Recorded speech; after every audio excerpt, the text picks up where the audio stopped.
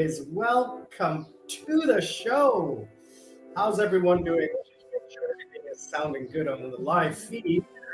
Yes, it is. Thank you for joining me today. I'm Sri Lankan Sammy, retired with mom and dad. Happy Sunday fun day. I'm glad you guys are here. I am so happy to be on the live stream today. It's going to be a fun little adventure. We're going to have a silly little story. A love story, because I thought I'd just change it up a little bit, have a little bit of fun. All right, I tried to clean up a little bit here. That's why I'm a little bit late today, because I had to wipe down the computer table, mop the floor, clean up a little bit, rewire a few of the wires. Things aren't working the way I want them to work.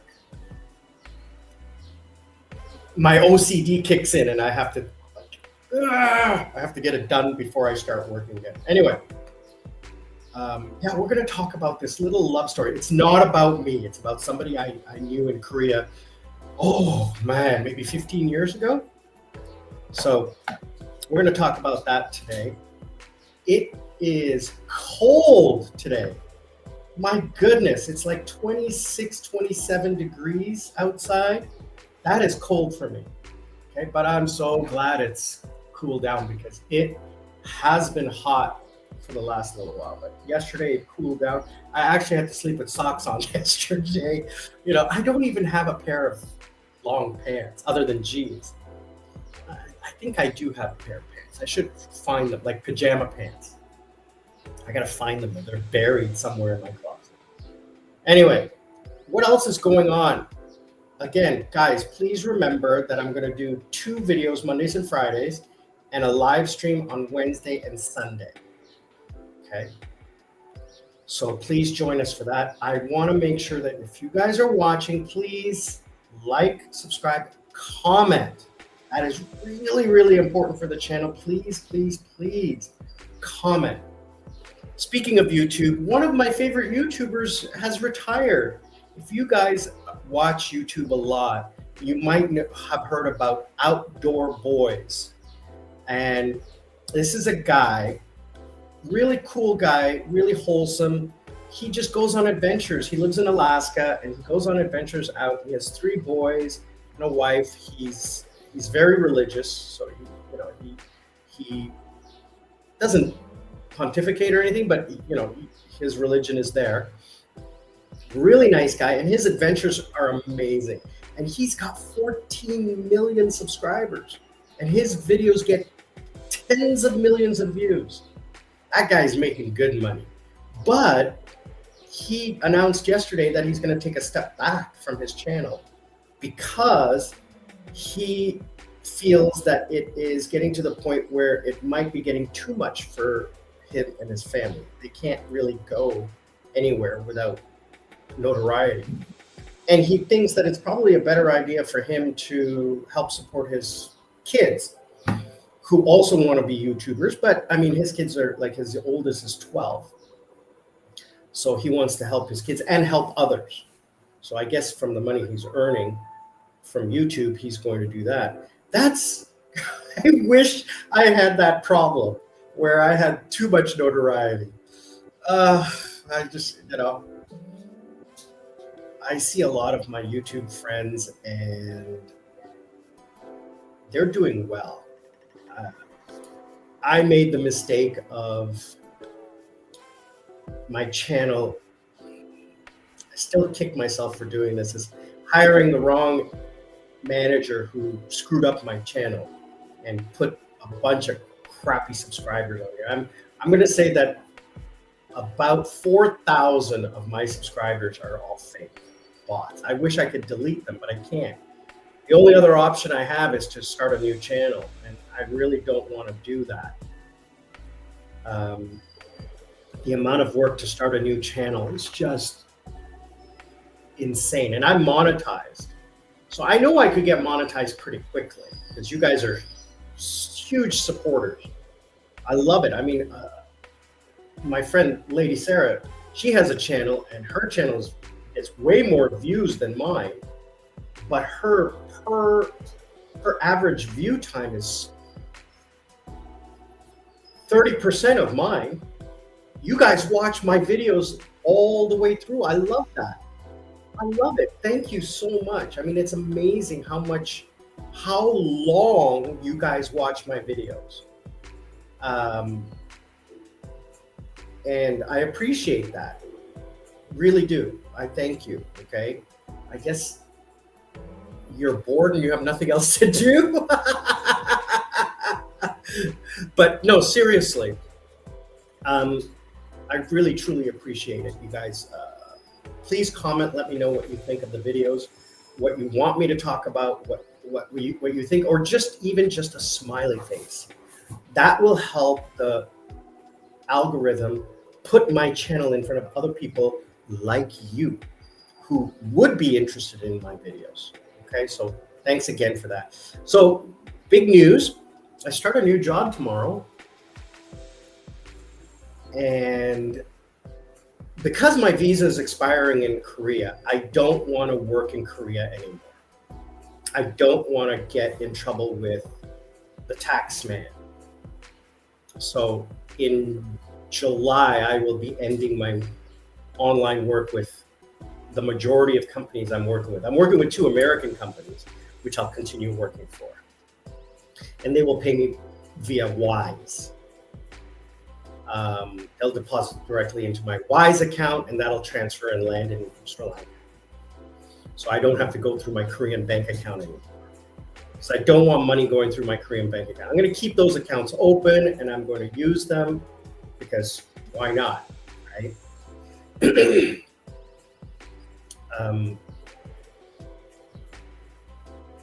I spoke to my tax accountant. He says, as long as you keep your account active and you pay your bills, they're never going to close your account. You've had that account for 18 years.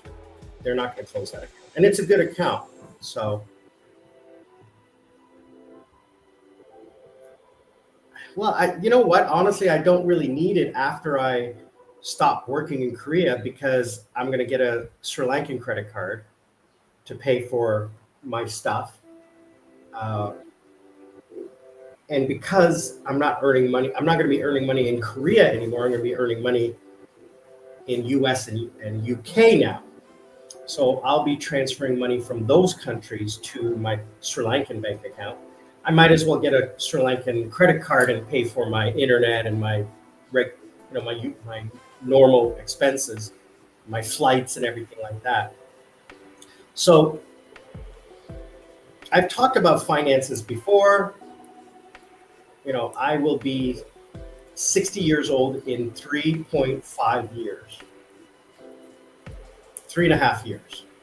But it looks like if I get this job, well, if I do well in this job, which is a high ticket closer. I've been in sales my whole life. Darren, you don't like sales, but let me tell you something. I am a natural at it. I'm so good at it. There's no stress for me in doing sales. But I'm not telemarketing. So what I'm doing is I'm receiving warm leads of people who are interested in a service that this client is selling. And what I'm doing in the beginning is I am asking them to book a phone call with the salesperson. So I'm just booking calls. And I have to book in 4 hours, 4 calls. So I work 2 hours in the morning, 2 hours in the evening, UK time, which in Sri Lanka is 10:30 till 1:30, 10:30 at night till 1:30 in the morning, and 11:30 till 2:30 in the afternoon, which is evening in London. So I'll be receiving these calls and messages, etc., and I'll be contacting these people within a few minutes of them logging onto the website and inputting their information. So I'll be contacting them and asking them, are you interested?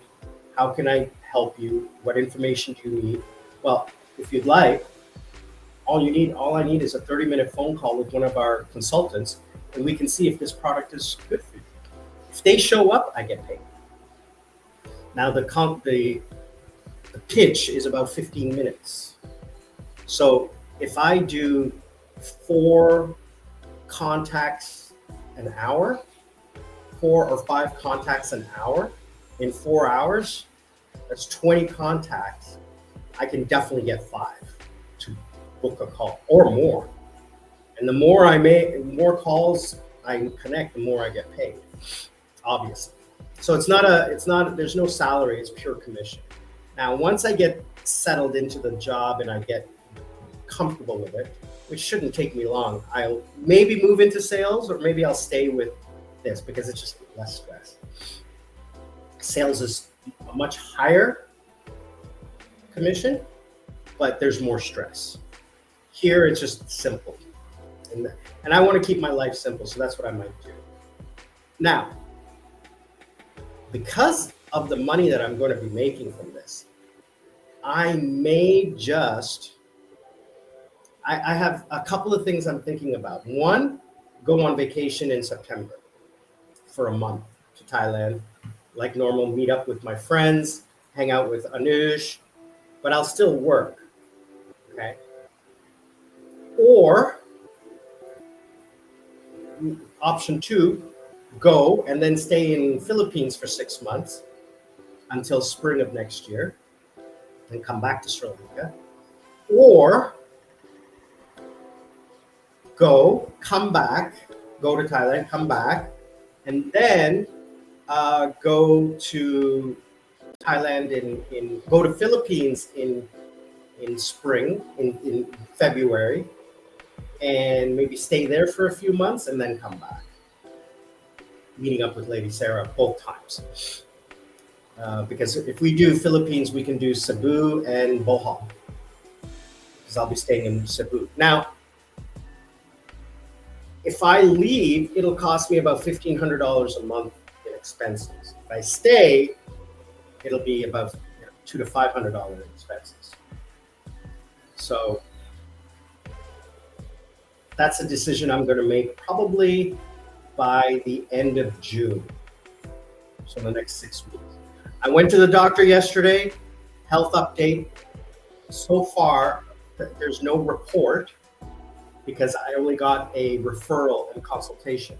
So I have to go and get the MRI and a nerve test next Monday. So in 1 week, I'll go and get the tests. The tests will take a few days to follow up, and then I have to book an appointment with an orthopedic surgeon. So probably 2 or 3 weeks before I get an answer as to what is going to happen next. And let me tell you, an MRI is $100 here. So cheap. The nerve test on my arm was $30. So cheap, so cheap. Don't get medical insurance. I don't know why anyone would pay medical insurance. So cheap, especially for my age. But based on my tests and MRI from 2 years ago, my orthopedic doctor said she would not suggest operation. She would suggest injections and intense physiotherapy. Injections. Obviously, I'm assuming some kind of steroid or something like that. But again, I'm going to try to go the non-surgical way. I have become much better because I've been doing the physio and everything like that. Let's see, what did she say?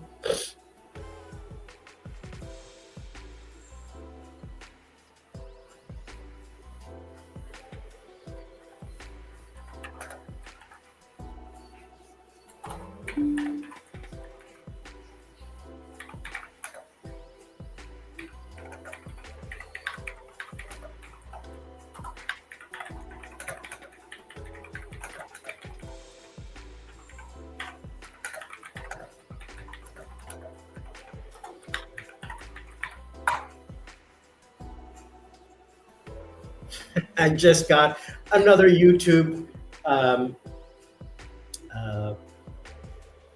spam message from Dylan Clifford. Thank you so much for this amazing video. Just a quick off-topic question. My wallet holds some USDT and I have the seed phrase. Can you tell me how to transfer it to my Binance? I Googled this and it's a scam. So basically what they do is they hoax you into going and using their seed phrase, which you're not supposed to give to anyone. It's like giving your password. And you go in and you open up your account and you start to transfer, and then they steal all your information or something like that.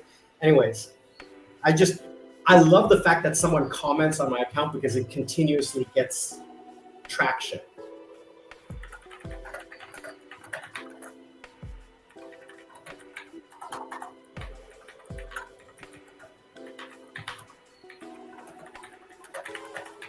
So it's hilarious. I'm getting like one a week now. That means I'm getting popular. Love it. Anyway, so let's get into the love story. So I need to keep track of this. I did not.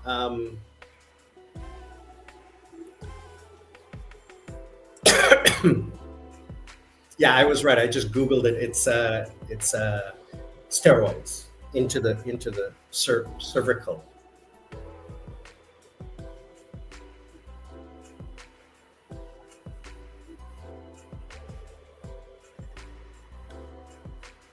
Epidural steroid injections, and to calm the inflammation pressing on the nerve.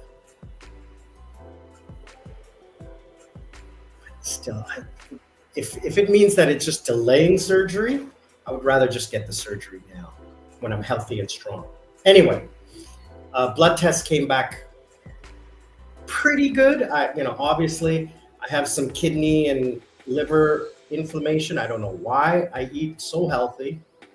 I have my triglycerides are a little high, but they're still at the same level as they were, last blood test. So I gotta focus on exercising more. I gotta focus on losing weight, and I gotta start going on some medication again. So once the full report comes in on my calcium and B and D vitamins test, that's coming next week, I'll take all that to the doctor and get a recommendation on some medication. I'm pretty sure I know what medication I'm going to be taking, but the dosage and etc. as well. I really got to start exercising. I'm so lazy to not exercise. All right, let's get to why you guys are here and stop me rattling on about stupidness. So,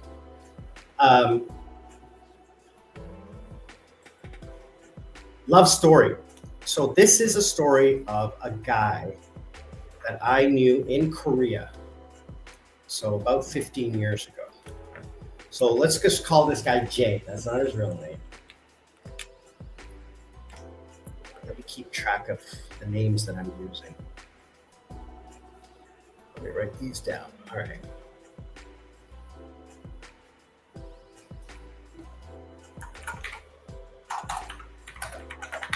So about 15 years ago, Jay comes to Korea. Now he is an American guy. 15 years ago, I was 40-ish.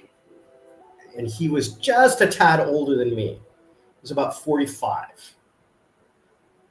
And I didn't meet him right away. All right. I was introduced to him by my friend Hanju, who's also, my age-ish, a little older than me. And he said, this guy's a really cool guy, really quiet, right? And just a regular guy. Okay. He drove a truck in Alaska. He's not one of those ice road truckers, but he worked in the mines. He didn't work in the mines. He worked for the mining company. So he would drive things from the port to the mine and from the mine to the port. So he drove a big truck. But basically he worked in Alaska. He worked 6 months of the year, 9 months of the year, and then he gets 3 months off. Something like that. It's not really important to the story, but basically he works really hard a lot. He gets a lot of time off and he has a lot of money. He was single, no kids. His parents passed away. So he had his house in Alaska and he had his family home in Florida. So that's going to become important a little bit later. So he had a nice family home where his mom lived. Okay. And it was under his mom's name. So that's going to be important later on, I think. He had his home in Alaska. Now, his home in Alaska was not that great because when he had time off, he would move to Florida. He had a boat and everything like that. So, but his home in Alaska was just for him to like sleep in. And he came to Korea because he had heard so many great things about it. He didn't fight in the war or anything like that. Would he? No, he was too young to do that. I don't remember why he chose Korea. But anyway, he wasn't a womanizer. He wasn't a drinker. But Hunjin asked me, like, can you just, he brought him by the bar. I wasn't working at B1 at the time, but I was hanging out at a Canadian bar. He says, can you just, kind of like hang out with this guy? He's really a nice guy. And this is after I met him and we were like hanging out and talking and everything. So he was staying in Korea on a tourist visa. So he gets 3 months as an American. So he was staying for the full 3 months and he was staying in Itaewon. So we were hanging out and I got to know him, and Hanjin was like, this is like not the first day I met. This is after a little while. So he's saying like, hang out with this. Do you want to like hang out? Because I don't want him getting into trouble because he's a really nice guy and he's a friend. So I said, yeah, sure. I'll take him under my wing and et cetera, and give him the rundown. And so we're hanging out in Itaewon and we're going here, going there to the different bars that we hang out at. And, I'm working, so I can't really like hang out with him all that often. I see him once or twice a week when I go out or when we call each other and say, listen, we're going to be here. You want to come join or what have you. He was, I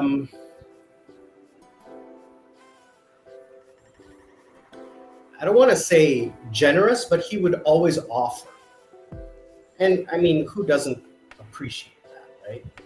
Like, nobody took advantage of it, but he was very generous. And, eventually like, hey, you don't have to spend all this money. And I said, no, I got a lot. I haven't.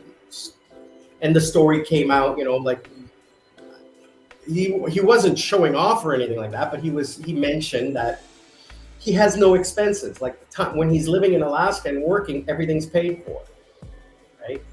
His house is paid for in Alaska. His house is paid for in Florida. His food is paid for. He only pays for like electricity and cell phone and taxes, property taxes. So his Florida house stays empty. He doesn't want to rent it. It's his family home. It's his mother's house. He hasn't really renovated it or done anything with it. Everything that his mom had is still there, like as if she never left. So he's hanging out for 3 months and he loved it. So now the 3 months are up and he goes back to America. The following year, now we kept in touch. It was Facebook back in those days. We kept in touch and he's a really cool guy. And he says, oh, this time I'm going to come. I'm going to, we're going to have a really fun time. We're going to go to Busan. We're going to do this. We're going to do that. It's great, brother. Let's have some fun. Let's live life, right? Living in Korea, one of the things I experienced after living there a few years This is a few years into me living there. I was there probably about 3-4 years now at this point. And, I learned that kind of, most foreigners are transient. They don't stay very long. I only know, I can count on one hand how many foreigners I know who have lived in Korea longer than me. Okay, my friend Matt, my friend Beksu, that's his Korean name. I don't want to say his English name.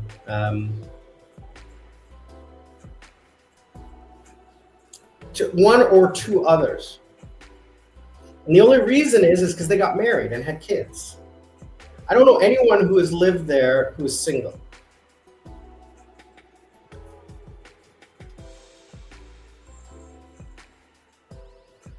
Yeah, even the other guy that I know. I know, on the other hand, I know a bunch of people who got married or lived in Korea and then left with their wives and stuff. Give me 1 second, guys.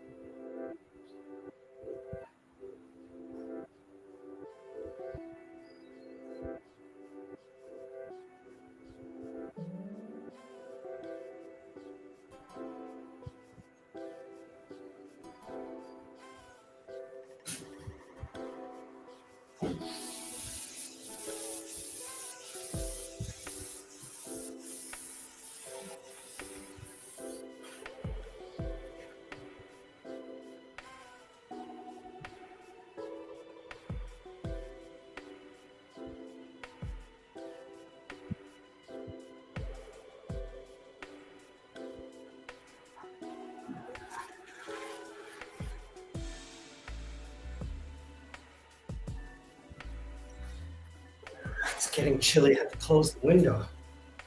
I have to close the door and the window. It's getting chilly. It's only like, what time is it? It's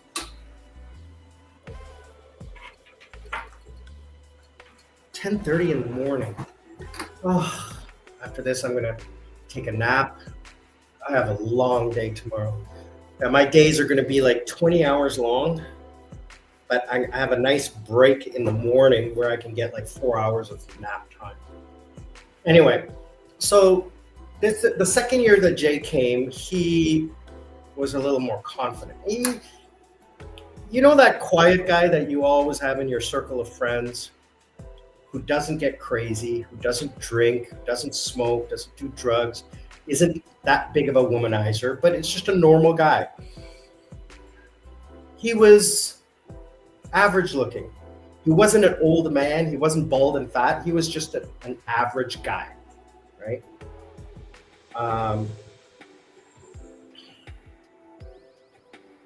So second time he comes, I'm working. At this point, I'm working at House Ming.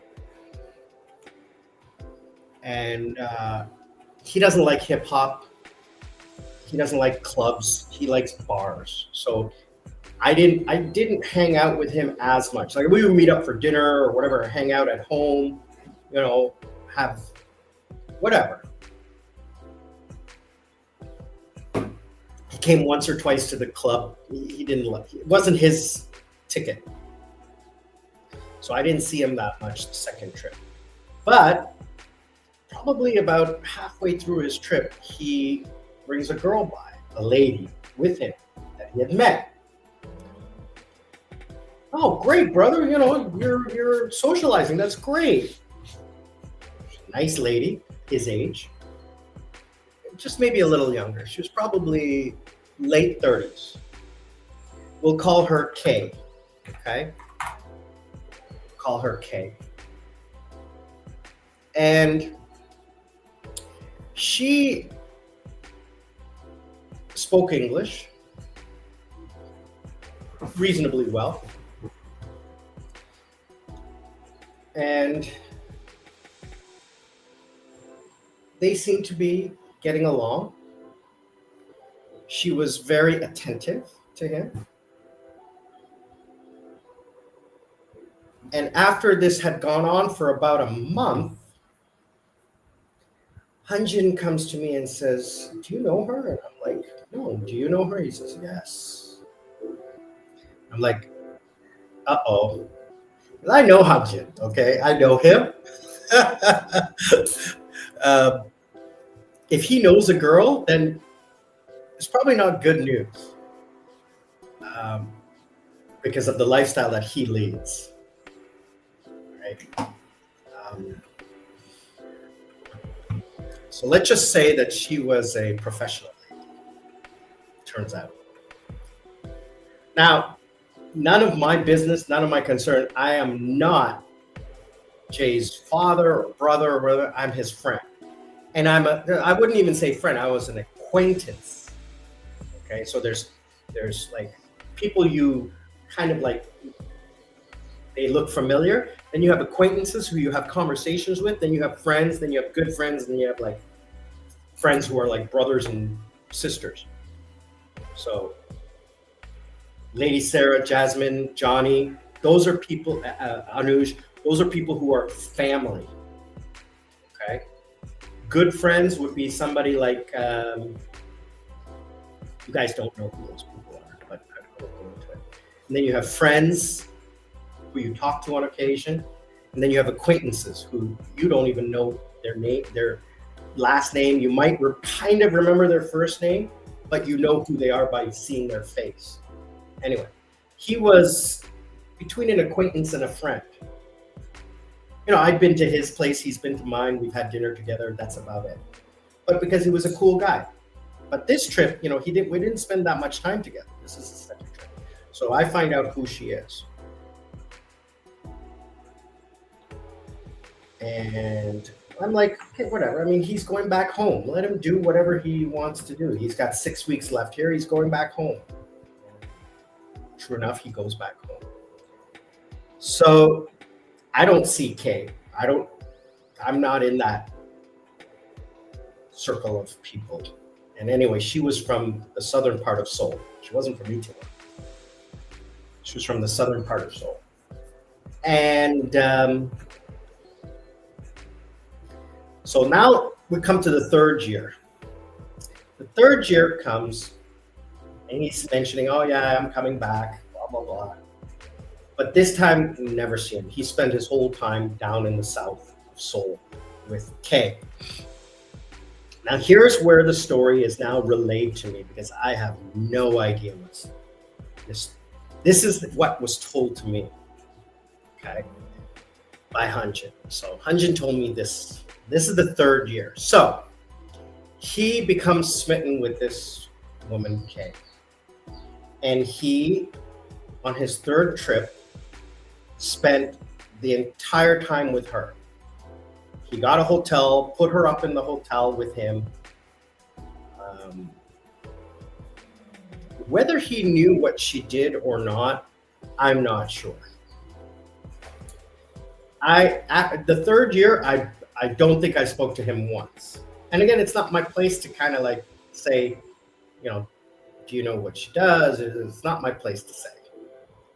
But in the third year, I heard that he had gone to meet the family,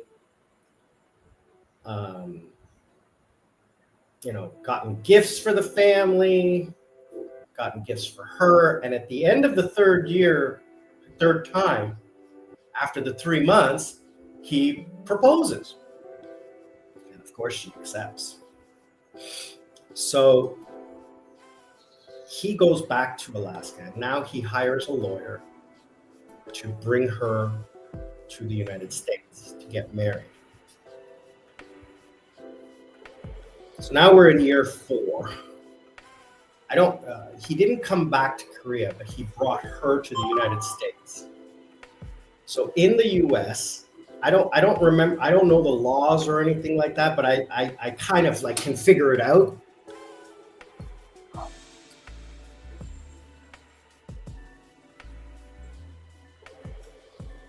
Um, so back then, the laws were a little bit different than they are today. But he hired a lawyer, an immigration expert, to process her marriage visa and all of that. And according to what I understood and what I understand about the law back then, is that she had to come to America, apply, and then stay in America for 2 years. And then she had to do the citizenship test, the language test, all of those wonderful things. And she had a temporary visa, which did not allow her to work. She didn't have to work, but it did not allow her to work. That's the one thing I do remember, is that she wasn't allowed to work. So she could stay in Florida or she could stay in Alaska. Obviously, he's not going to stay alone in Alaska for 9 months. He's with her, right? So he brings her to Alaska. And they fly back and forth because it's a domestic flight. It's not an international flight.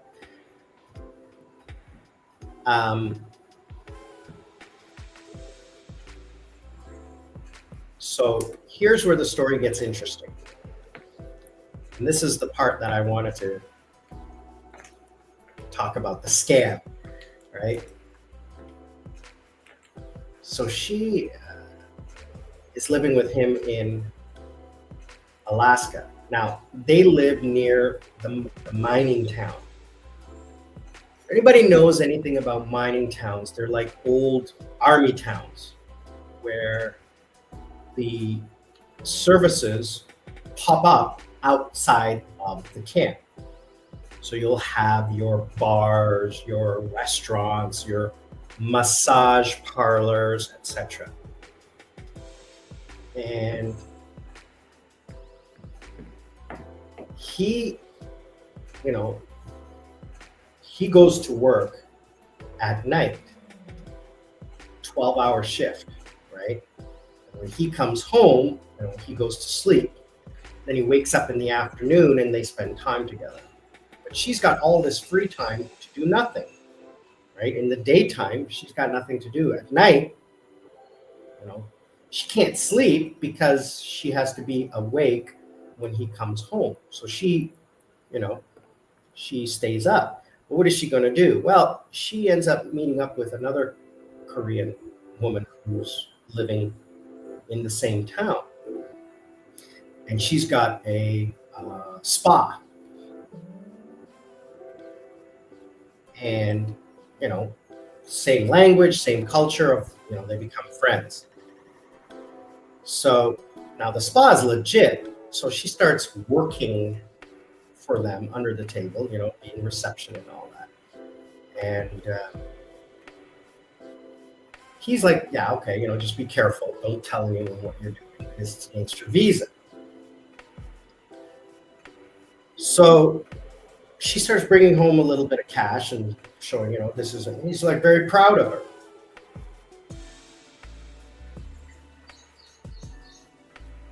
But here's where the story takes a little twist. She was, as we all know now, she was a professional woman. And like they say, you can take the pro out of the woman, but you never take the woman out of the pro type of thing, That's what happened. So she met up with one of the other working girls and they became friends. She wasn't Korean, she was Russian or something like that. And they decided to get a house together where they could perform their services outside of the spa. Now, the spa wasn't really, was it legit or not legit? I can't remember. I think it was legit. Yeah, it was legit. It was a legit spa.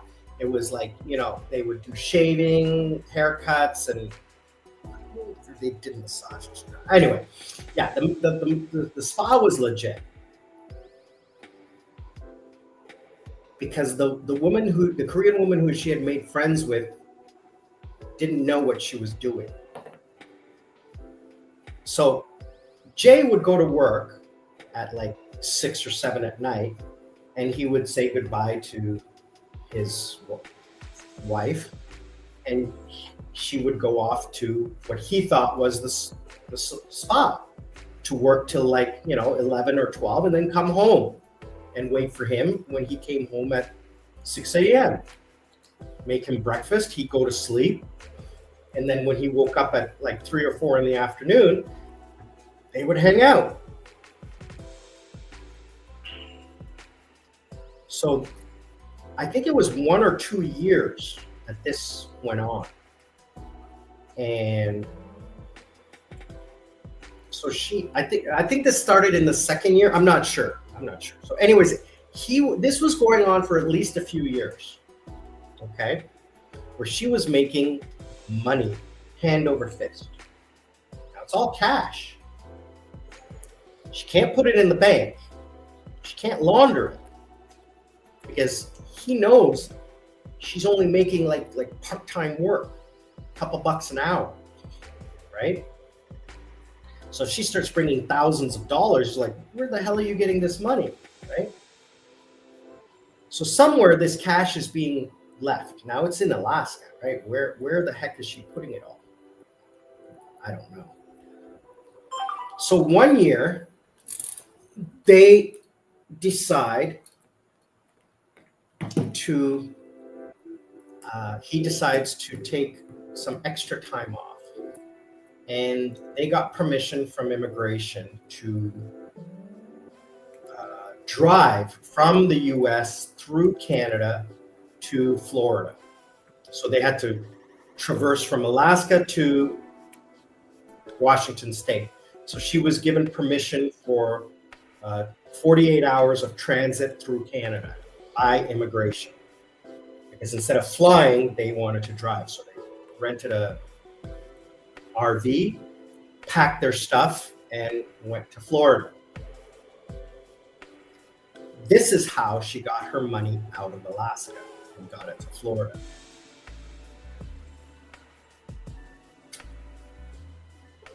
The 5th year or 6th year, she got her green card. She wasn't a citizen yet. She got her green card, which now allowed her to exit the country or what have you. I'm not sure. Anyway, so now it's like about 5 or 6 years. Okay, she's been doing this job now for a couple of years, 3 or 4 years, and they're traveling back and forth to Florida. And she really likes the driving. She thinks that they get to spend a lot of time together and everything's going great. So they drive. They drive to Florida and then fly back to Alaska.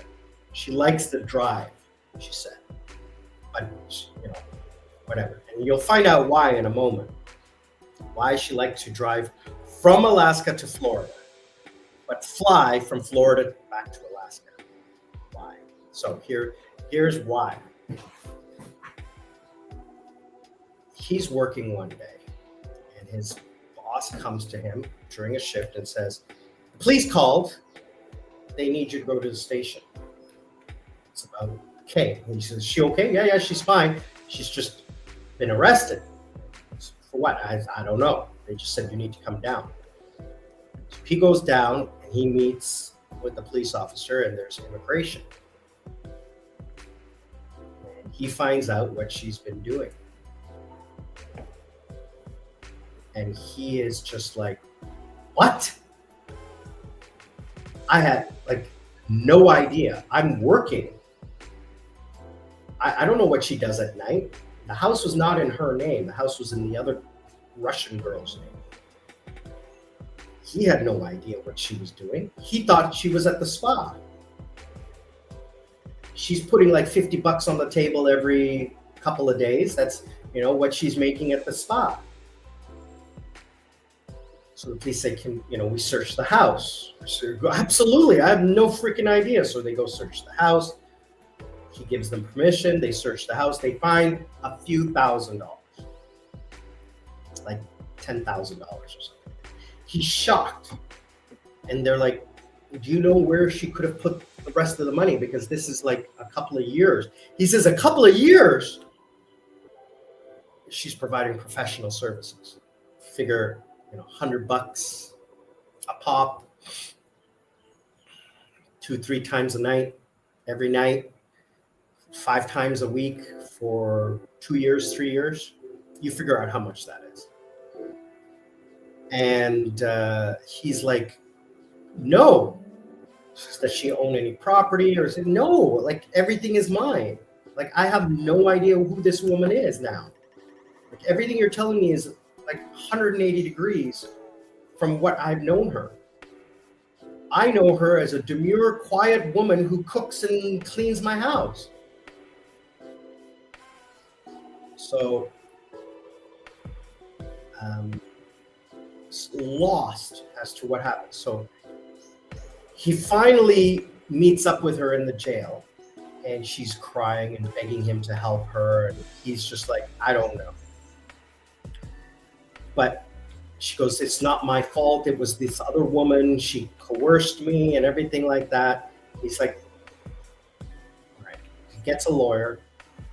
The lawyer gets the discovery. And they have audio and they have documents showing that she knew what she was doing. She was the ringleader of this, and manipulated the Russian girl. Now, the Russian girl was a citizen, a U.S. citizen. So she pled and gave up Kay. So Kay was up without a paddle, up the creek without a paddle.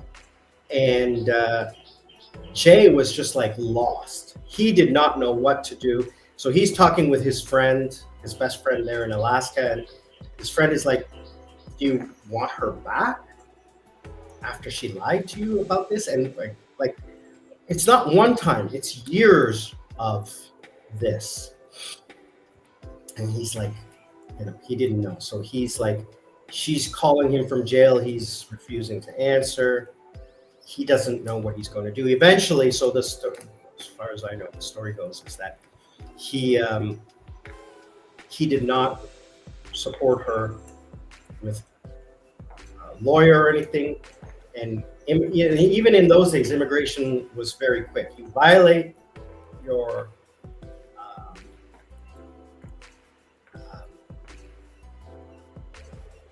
visa and you're deported. So what they did was they didn't jail her, they deported her immediately, and she served her time in Korea. It's in 2 years or something like that. And during that time, she's calling and calling from Korea. And he's not answering. And she's like, "You need to send me money. The money's there in America." He says, "I don't know where the money is. The police didn't find it." And she goes, "It's there. I'll tell you where, but you have to send it to me." It's like, "I'm not doing anything like that." So here's where the karma comes into play. Now he's thinking, where could she have put this money? He searched the house from top to bottom, behind walls, under mattress, like everywhere the police didn't look. He's looking around in the yard. Did she bury it? But this is Alaska. The ground is frozen 90% of the year. He is looking everywhere and thinking everywhere that she could have put it. She's calling everyone she knew. She's calling the woman at the spa. She knew nothing. She goes, she hasn't worked here in years. Right? Every place that he can think of where she might have hidden this boatload of money. Boatload.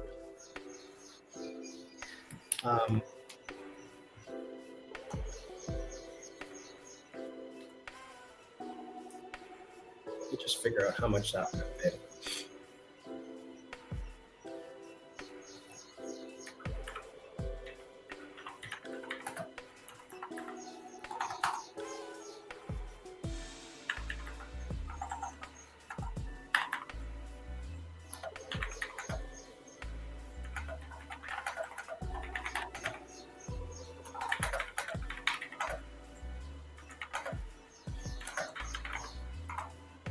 So I'm going to tell you how much it was at the end. All right. So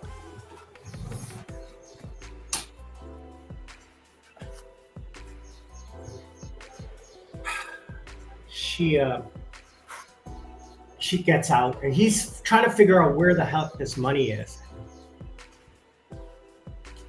Then he kind of puts 2 and 2 together and realizes they drove from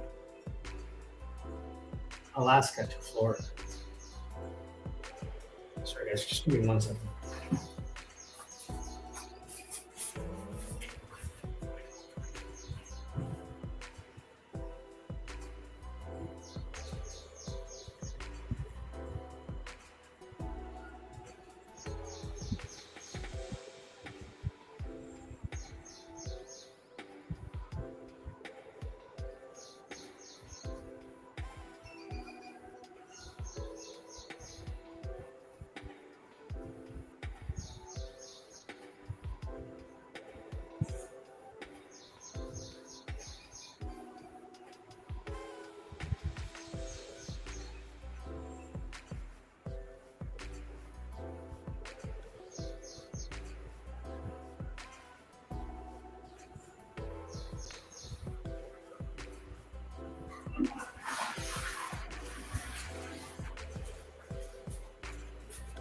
So he puts 2 and 2 together, and he figures out that she must have taken the money to Florida. So he goes down to Florida and starts looking around the Florida house. Now, this is his mother's house. He hasn't done anything to the house, right? It's still in the same state it was when she passed away. She was a little bit of a hoarder. He's searching the house from top to bottom.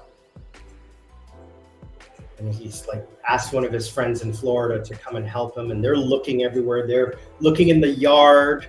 They're looking in the sheds. They're looking in the attic. They're looking in the walls. They're looking everywhere. Then they go in the basement and they're looking everywhere. And then in the basement are piles and piles of newspapers and magazines and books her mother had collected. You can see where this is going. Pulls out one of the books from the shelf and he flutters it. He like flicks it. And out comes bills floating to the ground. And him and his friend just stop and look, and they're just like, and then they start pulling books off and start doing, and the pile of money just starts growing. Inside the newspapers, inside the magazines, inside all of the books, inside all of the pages was all the money. So now they have this big pile of money. I'm not going to tell you how much it was until the end. And if you guys have been listening so far, thank you so much. I really do appreciate it. Please comment, like, share, do all that wonderful stuff, okay?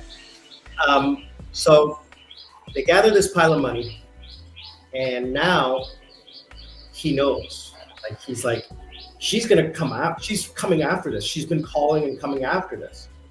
So he can't leave it in the house, right?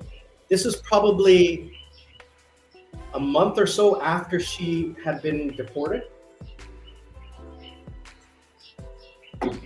Now, she doesn't know he's gone to Florida, right? So how is she going to get the money? Well, he has to send it to her. That's what she wants. So basically what happened is he takes the pile of cash and he tells his friend, listen, let's take this to your house, please. I can't leave it here. I'll buy a safe. A big safe. We'll put it in your garage, and we'll throw this money in there until we figure out what to do with it. So that's what they do, and he decides to drive back to Florida with part of the cash. And his friend had said, and then his friend in Florida and his friend in Alaska had said, listen, you should keep this money because that's what you paid for her. Like for the immigration lawyer, all of that stuff, and everything that you spent on her over the last few years. And, get yourself a new truck or do whatever it is, remodel your home in Florida, buy a new boat or whatever. So she's calling. Finally, he answers the phone and he says, she's like, I need you to send me some money. He says, what money? He says, well, the money that's in Florida. I'll tell you where it is. And then you have to send it to me. He says, why would I do that? He says, because if you don't, I'll send some people over to your house. He says, well, you send people over to my house. This is America. I'll shoot them. And she's like yelling and screaming at him. And she goes, well, it's too late. I already found the money and I gave it to the police. She's screaming her head off. He says, I can just tell the police what you just did. Basically, he ended the call there, changed his phone number and whatever, and he never told the police. So basically, he kept the money, and every time he went down to the Florida, he would take back cash with him back to Alaska to spend, and he bought a new truck, bought a new boat, did remodeling, went on vacations and stuff like that. And it turned out it was just under $400,000 US. That's a crap ton of money, and karma will get you in the end. So when I heard this story, like I lost touch with him. I don't know what's happened to him, where he is, what's going on with his life, but you hear these horror stories of guys getting ripped off in the Philippines and in Thailand and stuff. So this one ended up sort of a good news story, but these kinds of stories happen all the time and don't end as well. So my warning is, be careful. Don't get involved. If you are, cover your butt and take care of yourself. Excuse me. Take care of yourself. Don't let yourself think with your head, not with your, okay? Don't let yourself get suckered in by love.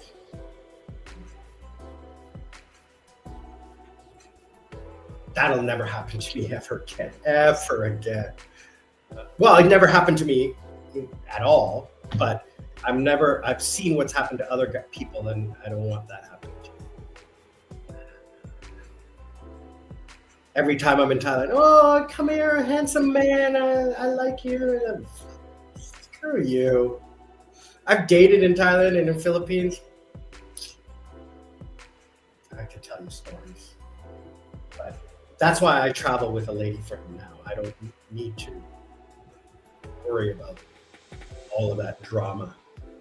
Guys, I want to say thank you for joining me on this little adventure. I appreciate it. I am going to go take a nap. It is time for me to sleep. I've been up early at class, and I got to get up early tomorrow. So early to bed, early to rise. Let's make that money. We'll see you guys on the other side. I really do appreciate you taking the time. Remember, be good to each other. All right. Learn to live life. Don't let life live you. We'll see you all on the other side. I'm Sri Lankan Sammy, retired with mom and dad. Love you guys.